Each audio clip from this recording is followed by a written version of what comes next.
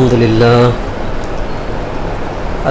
لله نحمده ونستعينه ونستغفره ونؤمن به ونتوكل عليه ونعوذ بالله من شرور أنفسنا ومن سيئات أعمالنا من يهد الله فلا مضل له ومن يضلل فلا هادي له وأشهد أن لا إله إلا الله وحده لا شريك له وأشهد أن محمدا عبده ورسوله أما بعد فإن خير الحديث كتاب الله وخير الهدي هدي محمد صلى الله عليه وسلم وشر الأمور محدثاتها وكل محدثة بدعة وكل بدعة ضلالة وكل ضلالة في النار. أعوذ بالله السميع العليم من الشيطان الرجيم. بسم الله الرحمن الرحيم. ربي اشرح لي صدري ويسر لي أمري واحلل عقدة من لساني يفقهوا قولي ربي زدني علما. قال الله تعالى في القرآن المجيد والفرقان الحميد. بسم الله الرحمن الرحيم. يا أيها الناس اتقوا ربكم الذي خلقكم من نفس واحدة وخلق منها زوجها وبث منهما رجالا كثيرا ونساء واتقوا الله الذي تسألون به والأرحام إن الله كان عليكم رقيبا. يا أيها الذين آمنوا اتقوا الله حق تقاته ولا تموتن إلا وأنتم مسلمون. يا أيها الذين آمنوا اتقوا الله قولوا قولا سديدا ويصلح لكم أعمالكم فيغفر لكم ذنوبكم من يطع الله ورسوله فقد فاز فوزا عظيما. بسم الله الرحمن الرحيم. خاف والقرآن المجيد بل أجيبوا أن جاءهم منذر منهم فقال الكافرون هذا شيء عجيب أإذا متنا وكنا ترابا ذلك رجع بعيد قد علمنا ما تنقص الأرض منهم وعندنا كتاب حفيظ بل كذبوا بالحق لما جاءهم فهم في أمر مريج أفلم ينظروا إلى السماء فوقهم كيف بنيناها وزيناها وما لها من فروج ولا تقولوا أموالكم بينكم بالباطل وتدلوا بها إلى الحكم لتقولوا فريق من أموال الناس بالإثم وأنتم تعلمون. سب طرح کی تعریف اس رب العزت کے لیے ہے جس نے زمین اور آسمان کو پیدا کیا اور ہمیں بسایا ہے. سارے حمد و ثنا صرف اللہ رب العزت کے لیے سزاوار ہیں. انسانوں کے رہنمائی کے لیے اپنے نبیوں کو معبوس فرمایا ہے. سارے نبیوں پر اللہ تعالیٰ کے سلامتی نازل ہو. خصوصیت کے ساتھ آخری نبی حضرت محمد صلی اللہ علیہ وسلم پر اللہ تعالیٰ کے سلامت نازل ہو. برادران اسلام، پچھلے جمعے میں آپ کے سامنے حجۃ الوداع کے چند باتیں آپ کے سامنے پیش کیا ہوں. اس میں خاص کر کے دو باتیں کا تذکرہ کیا. اس باتوں کے ایک بار تذکیہ کرنے کے بعد آگے چل کے انشاءاللہ اور دو باتیں آپ کے سامنے رکھنے کے لیے کوشش کروں گا. جس طریقے سے ذی الحجہ کا مہینہ حرمت والا مہینہ ہے، اسی طریقے سے حرم شریف حرمت والا مقام ہے اور یوم عرفہ حرمت والا مہینے میں کا ایک دن ہے. اس کو گواہ رکھتے ہوئے اللہ کے نبی صلی اللہ علیہ وسلم نے فرمایا اسی طریقے سے ایک مسلمان دوسرے مسلمان پر خون حرام کر دیا گیا ہے. اسی طریقے سے دوسری بات جو ہے مال مسلم کی حرمت، یعنی ایک مسلمان کا مال دوسرے مسلمان پر حرام ہے، اس کا عزت اور آبرو کرنی چاہیے. یہ دو باتیں تھے. یعنی مسلمان کا خون حرام آج کل کی اس دنیا کے اندر میں دیکھا جاتا ہے کہ کس طریقے سے ایک مسلمان اور دوسرے مسلمان پر خون خرابی کرتے چلے جا رہا ہے. جیسا کہ جنگ فساد اور مسلمانوں کے جو شہری اور بڑی پیمانوں پر جو جنگیں ہو رہی ہے، مثال کے طور پر ایران، عراق، فلسطین وغیرہ جتنے بھی جنگیں ہو رہے ہیں، ایک مسلمان کا دیش دوسرے مسلمان پر جنگ کر رہے ہیں۔ یہ منع ہے اسلام کے اندر میں، یعنی حرام ہے ایک مسلمان دوسرے مسلمان کا جنگ کرنا اور خون خرابی کرنا۔ اخباروں میں اور ٹی وی نیوز وغیرہ ہم دیکھتے ہیں کہ جنگ و جدال کس دیش سے کس دیش کو ہو رہا ہے، تو اس دیشوں کے اندر میں اکثریت جو ہے مسلمان کا دیش دوسرے مسلمان کے دیش کے اوپر میں جنگ کر رہا ہے۔ یہ اپنے تعصب کی وجہ سے، اپنی بڑھوتی کی وجہ سے اپنے دیش کی دوسرے دیش پر قبضہ کرنے کی مقصد ہے اور کچھ نہیں ہے۔ یہ اسلام کے اندر میں حرام ہے، جیسا کہ اللہ کے نبی صلی اللہ علیہ وسلم نے فرمایا۔ اس کے بعد کی اگر جنگیں لے کے جائیں تو یہ فرقہ بندی اور فساد، یعنی شیعہ سنی کا فساد بہت زمانے سے دیکھتے آ رہے ہیں، جیسے کہ عثمان غنی رضی اللہ تعالیٰ کے زمانے سے یہ ایجاد میں آئی ہے، تو آج بھی دیکھ رہے ہیں کہ جو مسلمان ایک مسلمان پر جنگ کر رہا ہے اس کا یہی ہے کہ شیعہ اور سنی کا فساد ہے۔ اسی طریقے سے تیسرے پہلو میں دیکھا جائے تو رشتے ناطے کا فساد اور جائیداد کے بارے میں، زمینوں کے بارے میں یا گھر اور جائیداد کے بارے میں، دھن دولت کے بارے میں، یہ ایک مسلمان دوسرے مسلمان کا پیاسا ہے۔ یہ بھی ہم لوگ دیکھتے چلے آ رہے ہیں، لیکن یہ بھی اسلام کے اندر میں حرام ہے۔ قیامت کا قریب اللہ کے نبی صلی اللہ علیہ وسلم نے چند باتیں بتائیں، اس کے اندر سے ایک بات یہ بھی ہے کہ ایک زمانہ ایسا آئے گا، ایک مسلمان کو دوسرا مسلمان قتل کرے گا، ایک مسلمان دوسرے مسلمان کو قتل کرے گا، مقتول کو نہیں معلوم کہ قاتل کو بھی نہیں معلوم کہ کس لیے جنگ کیا گیا ہے۔ یعنی ایسا وقت آ جائے گا ایک مسلمان دوسرے مسلمان کا قتل کرے گا، لیکن قتل کرنے والے کو یہ علم نہ ہوگا کہ کس لیے قتل کر رہا ہے، قتل ہونے والے کو بھی یہ نہیں معلوم کہ آگے والا کس لیے قتل کر رہا ہے۔ ایسا زمانہ بھی آ جائے گا، وہ ہم لوگ دیکھتے چلے آ رہے ہیں، یہ بھی اسلام کے اندر میں حرام کیا گیا ہے۔ اور دوسری بات جو ہے اللہ کے نبی صلی اللہ علیہ وسلم نے فرمایا کہ مال مسلم کی حرمت، یعنی مال، عزت، آبرو۔ اکثر دیکھا جاتا ہے کہ ایک مسلمان ایک دوسرے مسلمان سے بات چیت میں تو رہتا ہے لیکن دل سے بات چیت نہیں کرتا، یہ بھی ایک فساد ہے۔ یعنی بات چیت زبانی طور سے دوستی محبت ظاہر کرتا ہے لیکن باطنی اعتبار سے، دل کے اعتبار سے وہ دشمن رکھتا ہے۔ یہ حرام ہے، اسلام کے اندر میں ایسا نہیں ہونی چاہیے۔ یعنی دو چہرے والا انسان کہتے ہیں، یعنی بات چیت کرنے میں تو اچھا ہی نظر آئے گا لیکن اندرونی وہ کینہ، بغض وغیرہ رکھتا ہے، یہ جائز نہیں ہے اسلام کے اندر میں۔ مال مسلم کا حرام کے بارے میں آپ کے سامنے سورہ بقرہ کی آیت آپ کے سامنے پیش کیا ہوں، اور سورہ نساء میں بھی 29ویں آیت میں بھی فرمایا، اس کے ترجمہ یوں ہے، اور ایک دوسرے کا مال ناحق طریقے سے نہ کھایا کرو، اور نہ ہی حاکموں کو رشوت دے کر کسی کا کچھ مال ظلم و ستم سے اپنایا کر لیا کرو، حالانکہ تم جانتے ہو یہ منع ہے۔ یعنی ایک دوسرے کا مال ناحق لے جانا، ایک دوسرے کا مال ناحق لینا یہ حرام ہے، اور یہ کہ عوض میں دوسرے کی یعنی گواہی، جھوٹی گواہی بنانا یا مال ہڑپنے کے لیے جھوٹی اس کی جو کاغذات تیار کرنا یا اور کوئی طریقہ بھی ہو، یہ سب اسلام کے اندر میں ناجائز ہے، حرام قرار دیا اللہ کے نبی صلی اللہ علیہ وسلم نے۔ اس کے بارے میں چند باتیں ہیں، یعنی یتیم کا مال کھا جانا۔ اللہ تعالیٰ نے قرآن پاک میں فرمایا کہ یتیم کا مال کے قریب بھی نہ جاؤ، یعنی جس کے ماں باپ نہیں ہیں اس کے جائیداد، اس کا دن دولت، اس کا پیسہ ہڑپنے کے لیے بہت سے لوگ کوشش کرتے ہیں لیکن اسلام میں وہ منع ہے۔ ہاں، اگر آپ کے اندر میں اگر وہ بچے ہیں، چھوٹے ہیں، ان کے ماں باپ گزر گئے، چھوٹے بچے ہیں، اس کی کفالت کرنی چاہیے، یعنی ان لوگوں کو پال پوس کرنا چاہیے، ان کا پیسہ ان پر خرچ کرنی چاہیے، اور ان کے پیسے کو بڑا کر کے بڑے ہونے کے بعد ان کو حوالہ کر دینی چاہیے۔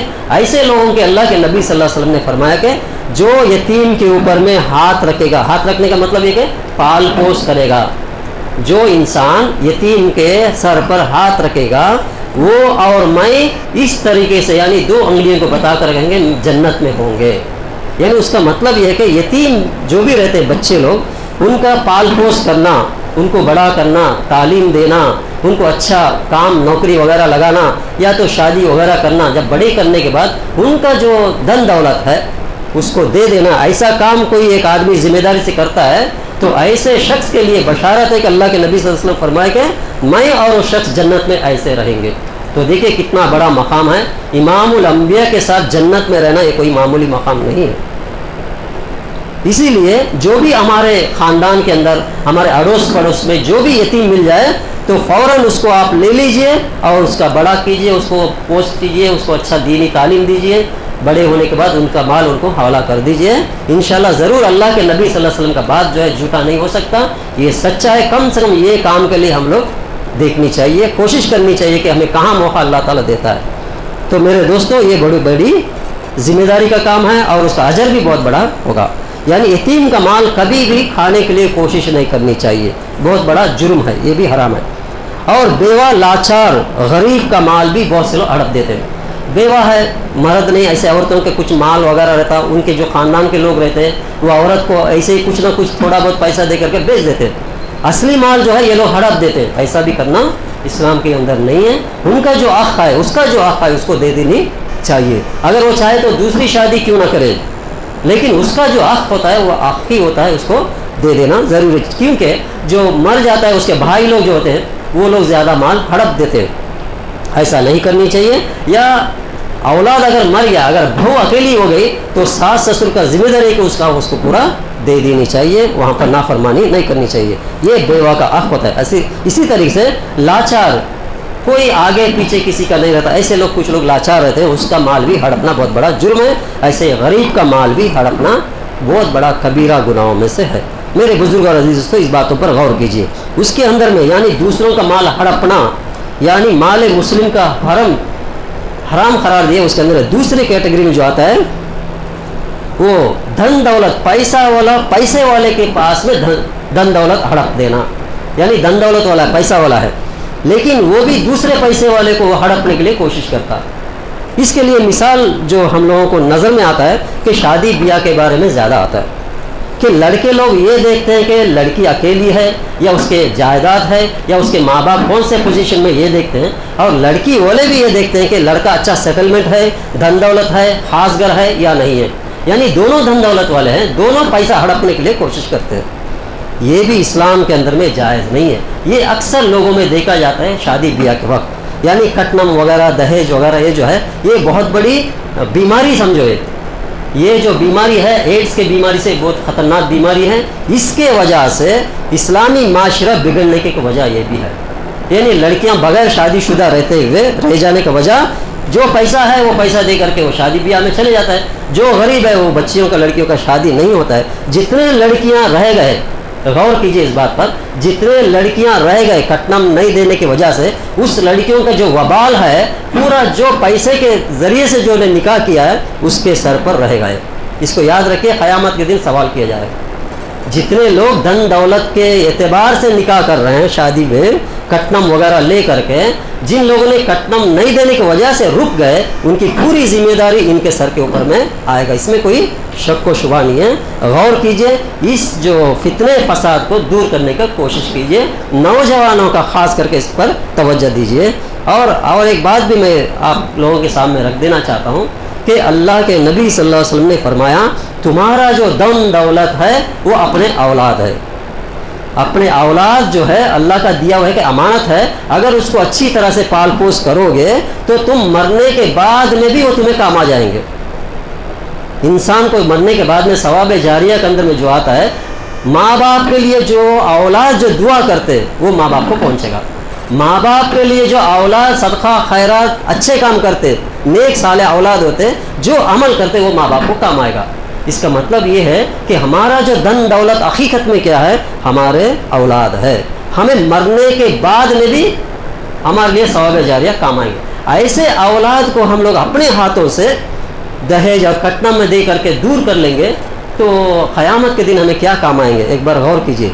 کیونکہ حالات ایسی ہوتی ہے کہ شادی بیاہ تو اچھے ہی ہو جاتے ہیں پیسہ دھن دولت سے، ہونے کے بعد 1 سال 2 سال کے بعد میں جب پتہ لگتا ہے کہ حقیقت کیا چیز ہے زندگی، جب ماں باپ کو دور کرنا ہو جاتا ہے، ساس بہو کو جھگڑا فساد ہوتا ہے، یہاں تک کہ کورٹ کچہری پولیس اسٹیشن بھی گھومتے ہیں. تو غور کیجیے کہ اس کا وجہ کون بنے؟ ماں باپ ہی ہے ذمہ داری. اس کے ذمہ دار کون ہے؟ ماں باپ ہے. تو غور کیجیے، اس کو جہاں تک ہو سکے اپنے طاقت بل کے مطابق اپنے گھر میں ہو یا ہمارے اڑوس پڑوس میں ہو، ہمارے خاندان میں ہو، اس کو دور کرنے کی کوشش کیجیے. اس سے بہت بڑا فائدہ ہوگا، قوم کا بھی فائدہ ہوگا، خاص کر کے آخرت کا مسئلہ حل ہو جائے گا انشاءاللہ. یہ چیز ہے کہ دوسروں کا مال ہڑپنے کا دوسرا طریقہ دن دولت کے لوگ ایسا ہڑپتے ہیں، یہ بھی اسلام کے اندر میں ناجائز ہے، حرام ہے.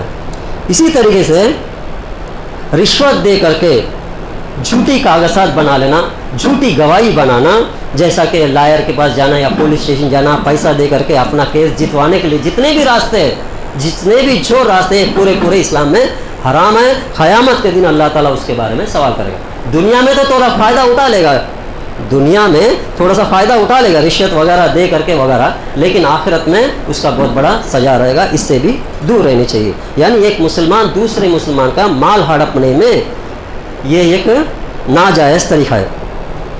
اسی طریقے سے اور ایک پہلو یہ ہے کہ تجارت کے اندر میں دھوکہ فریب کرنا، یعنی بزنس کرنے میں دھوکہ فریب کرنا، چاہے مسلمان کو بیچتے ہو غیر مسلم کو بیچتے ہو، لیکن جو انصاف ہے انصافی ہوتا ہے. انصاف کے ساتھ اگر جس نے، اللہ کے نبی صلی اللہ علیہ وسلم نے کیا فرمایا، جس نے ان کا انصاف کے ساتھ تجارت کرے گا اس کو برکت ہے. میں دعا کرتا ہوں اس کے لیے برکت ہے، برکت ہے. یہ اللہ کے نبی صلی اللہ علیہ وسلم کی دعا ہے. جو تجارت کرنے والے کے جو دعا کیے تھے وہ انصاف کے بنا پر دعا کی تھی. جس نے بے انصافی سے تجارت کرے گا وہ نقصان ہے، یہ دنیا اور آخرت میں نقصان ہے. اب سوچئے کہ ہم لوگ جو بھی تجارت بزنس کرتے ہیں اگر انصاف ہے تو اللہ کے نبی صلی اللہ علیہ وسلم کا جو دعا ہے ہمارے ساتھ رہے گا. اگر ہم بے انصافی سے تجارت کرتے ہیں تو بد دعا جو ہے وہ بھی ہمارے اوپر رہے گا. یہ غور کیجیے. محترم بھائیوں، آج کا جو باتیں آپ کے سامنے رکھنا چاہتا ہوں وہ باتیں یہ ہیں کہ اموال جاہلیت کا خاتمہ، یعنی جاہلیت، اسلام مکہ اور مدینے میں آنے سے پہلے وہاں کے لوگوں کے اوپر جاہلیت کا رسوم جو تھا اس کو اللہ کے نبی صلی اللہ علیہ وسلم نے کیا فرمایا، خبردار جاہلیت کے تمام امور میرے قدموں کے تلے دفن کر دیا ہوں. یعنی آج کے دن سے جاہلیت میں جتنے بھی خرافات تھے یہ سب چھوڑ دینی چاہیے، آج سے منع کر دیا اس چیزوں میں. یوں آپ صلی اللہ علیہ وسلم نے ان تمام امور کے خاتمے کا اعلان فرمایا جو آپ صلی اللہ علیہ وسلم کے بعثت سے پہلے یعنی نبوت سے پہلے لوگوں میں رائج تھی. آپ صلی اللہ علیہ وسلم نے دیگر کئی حدیثوں میں ان میں سے بعض امور کی نشاندہی فرمائی کہ مثلا آپ صلی اللہ علیہ وسلم نے فرمایا کہ میری امت میں 4 کام امور جاہلیت میں سے ہیں جنہیں وہ چھوڑنے پر تیار نہ ہوں گے. اللہ کے نبی صلی اللہ علیہ وسلم نے فرمایا کہ میری قوم کے اندر، میری امت کے اندر میں 4 ایسی چیزیں ہیں کہ اس کو نہیں چھوڑیں گے لوگ، لیکن چھوڑنا پڑے گا.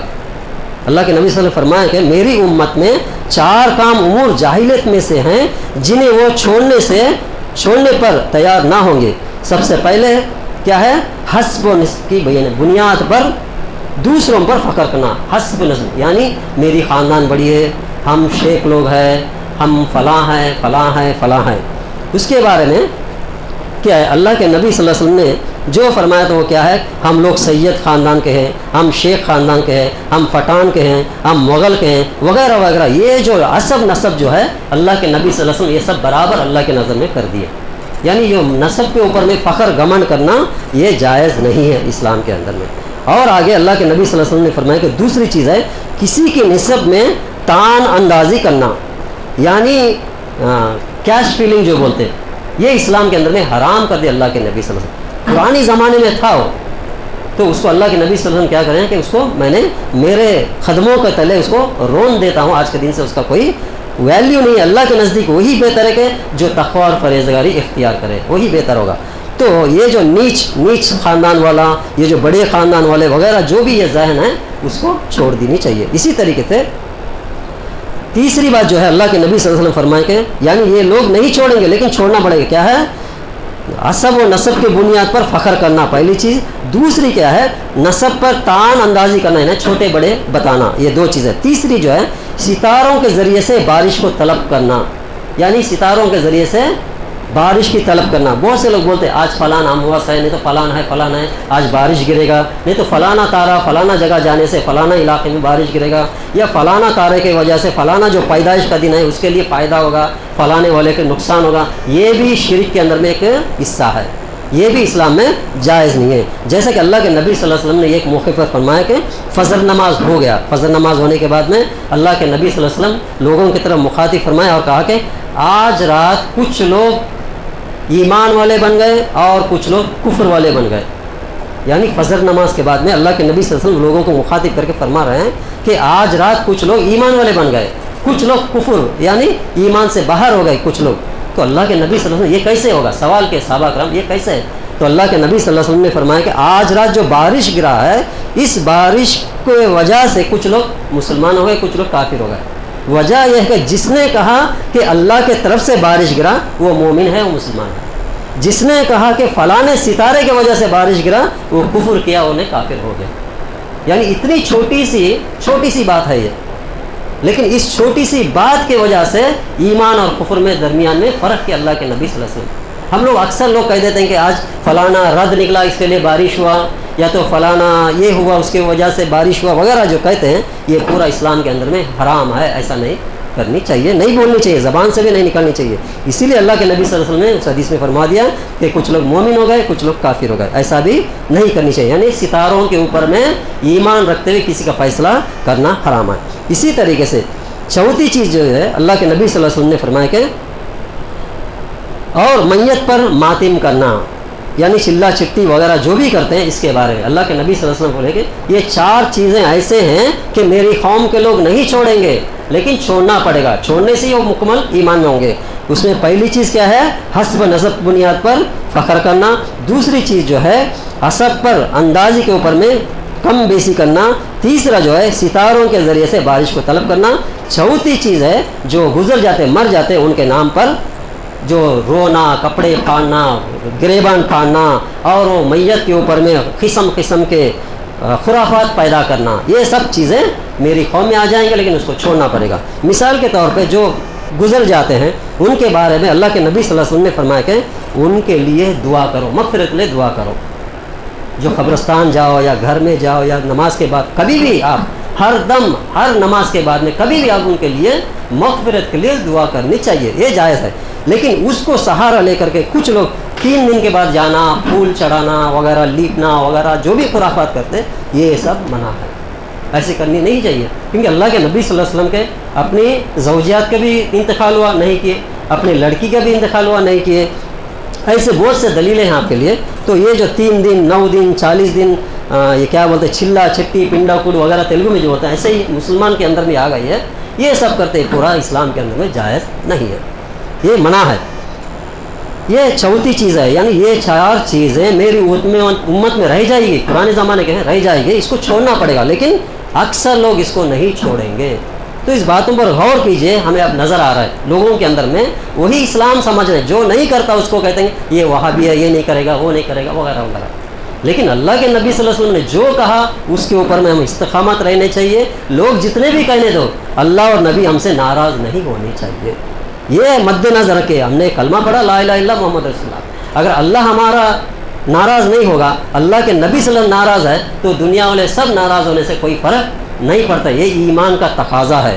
لوگ کیا کہتے ہیں کہ وہ کیا کہیں گے، یہ کیا کہیں گے، اتنے زمانے سے کرتے آ رہے ہیں، ہمارے باپ دادا سے چلتے آ رہا ہے، ہمارے گاؤں میں ایسے ہی ہوتا، ہمارے علاقے میں ایسے ہوتا. یہ کچھ کام نہیں آئے گا. صرف اتنا ہی کام آئے گا اللہ کا حکم کیا ہے، اللہ کے نبی صلی اللہ علیہ وسلم کا سنت کیا ہے. انہی کو کہتے ہیں اہل سنت الجماعت. اگر نہیں نام رکھیں گے تو اہل بدعت الجماعت کہتے ہیں اس کو. یعنی بدعت کے خرافات بہت سے رکھ دیے، وہی اسلام سمجھتے ہیں لوگ. اسی لیے اس باتوں پر غور کیجئے کہ اللہ کے نبی صلی اللہ علیہ وسلم نے یہ جو 3 چیزیں، چوتھی چیز ہے کہ جاہلیت کے خون ختم کرنا، اس کے بارے میں انشاءاللہ آئندہ جمعہ میں آپ کے سامنے رکھوں گا. اللہ تعالیٰ میں سننے سنانے والوں کو اس باتوں پر غور و فکر کرتے ہوئے سنت پر عمل کرنے کی توفیق عطا فرمائے. وآخر دعوانا الحمدللہ رب العالمین. الحمدللہ والصلاة والسلام علی رسول کریم. اما بعد، اعوذ باللہ سمیع العلیم من الشیطان الرجیم. بسم اللہ الرحمن الرحیم. میرے بزرگ اور عزیز دوستو، میں آپ کے سامنے حجۃ الوداع کی چند باتیں مسلسل رکھتے چلے آ رہا ہوں. یہ جو اللہ کے نبی صلی اللہ علیہ وسلم کا 60 پر 3 سال کی زندگی کے جو مقصد تھا، وہ اللہ کے نبی صلی اللہ علیہ وسلم کی زندگی کے آخری ایام کے اندر میں صرف آپ صلی اللہ علیہ وسلم ایک ہی حج کیے ہیں. پوری زندگی میں آپ صلی اللہ علیہ وسلم صرف حج ایک ہی کیے، عمرے تو بہت کیے، اس حج کو ہی کہتے ہیں کہ حجۃ الوداع، یعنی آخری حج، اور پہلا حج بھی وہی تھا۔ تو اس حج کے مجموعے کے اندر میں جیسے کہ مینا میں، عرفات کا میدان میں وغیرہ میں جتنے بھی بیانات کیے ہیں الحمدللہ حدیث کی کتابوں میں درج کر دیا گیا ہے۔ صحابہ کرام نے جو سنا وہ حدیث کی کتابیں درج ہوا ہے۔ تو اس کے اندر میں ایسی باتیں رکھے ہیں کہ اسلام کا جو مغز ہے، جیسے کہ سمندر کو ایک پوجا میں سمیٹ دیا جائے گا، اسی طریقے سے اس حجۃ الوداع کے اندر میں ایسے بہت اہم باتیں رکھے ہیں۔ تو اس کے اندر سے 3 باتیں صرف آپ کے سامنے رکھا ہوں۔ ہر بات کے اوپر غور کیجئے کہ اللہ کے نبی صلی اللہ علیہ وسلم کیوں تنقید کر کے اس باتوں کو رکھا ہے، کہ آئندے والے نسل میں، آئندے والے قوم کے اندر میں یہ جو خرافات آ جائیں گے، اس سے بچنے کے لیے اللہ کے نبی صلی اللہ علیہ وسلم نے رکھا۔ تو اس باتوں پر غور و فکر کرتے ہوئے وہ اہم خطبے ہیں اللہ کے نبی صلی اللہ علیہ وسلم کے۔ جتنے بھی اسلام کے ارکان ہیں اور جتنے بھی حلال اور حرام کی جو چیزیں ہیں، جتنے بھی خرافات آنے والے ہیں آنے والے زمانے میں، یہ سب اللہ کے نبی صلی اللہ علیہ وسلم اللہ تعالیٰ نے اس موقع پر دے دیا ذہن میں۔ تو اللہ کے نبی صلی اللہ علیہ وسلم 1,50,000 کے صحابہ کرام کے مجموعہ کے اندر میں رکھ دیا اور کہا کہ کیا میں نے تم کو دین کی بات نہیں سنا دیا؟ صحابہ کرام نے کہا بے شک آپ نے ہم تک دین کی بات سمجھا دیے، پہنچا دیے۔ تو اللہ کے نبی صلی اللہ علیہ وسلم اپنی شہادت کی انگلی اٹھاتے ہیں آسمان کی طرف، آئے کرتے ہیں کہ اے اللہ تو گواہ رہا، تو جو ذمہ داری دیا ہے میں ان لوگوں تک پہنچا دیا۔ ایسے کر کے 3 بار شہادت کی انگلی اٹھائیں۔